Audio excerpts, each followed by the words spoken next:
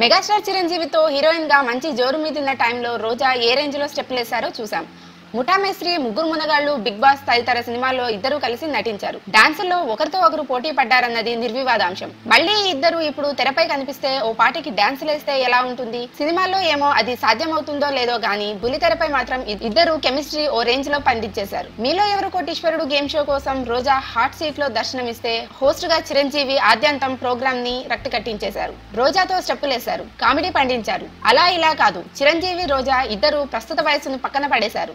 ఒకప్పటి రోజులను గుర్తు తెచ్చుకున్నారు. అన్నట్టు మీతో మళ్ళీ నటించే ఛాన్స్ ఎప్పుడు అని రోజా అడిగేయడంతో ఏమో అన్ని కలిసి వస్తే త్వరలోనే కుదురుతుందేమో అంటూ చిరంజీవి సమాధానం ఇచ్చారు. అన్నట్టు ఇదే వేదికపై నాని అడగగానే సైకిల్ కొనిచ్చినట్లు చిరంజీవి రోజాకి ఆఫర్ ఇచ్చే విషయంలోనూ డెసిషన్ తీసుకున్నారేమో. చిరంజీవి తదుపరి సినిమా సురేందర్ రెడ్డి డైరెక్షన్ లో ఉంటుందని, అది ఉయ్యాలవాడ నరసింహారెడ్డి చిత్రమేనని ప్రత్యేకంగా చెప్పాల్సిన పని లేదు.